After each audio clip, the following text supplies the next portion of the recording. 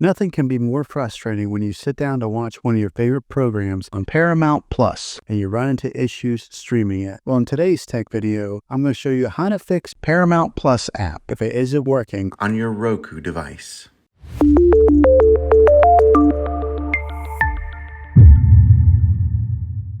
Let's see if we can fix your problems and get your Paramount Plus back up and running as quickly as possible. The first one, it's the easiest one to try, and that's to unplug your TV from the wall outlet and wait 60 seconds. Now don't be impatient here. Wait the whole 60 seconds, then plug it back in. This is very different from turning your TV on and off with your remote control. This is what we call a hard reset of your TV, so make sure you do this method. If that doesn't work, then find your router that is giving you Wi-Fi and unplug the power to that for 60 seconds. Then plug it back in. If it fixes it, great. If not, let's go ahead and move on to the next method. Try deleting Paramount Plus on your TV. Go to wherever the apps are located on your system and remove the app altogether. Then reinstall Paramount Plus again. After you reinstall it, you might have to log back in with all of your credentials, but hopefully this will work. And if that doesn't work, then I recommend buying an affordable Roku stick, Fire Stick, or Apple TV 4K and plug that into your TV and use that as your main streaming player, and you'll be able to access Paramount Plus that way. I'll put links in the description down below of where you can get one. There you have it, folks.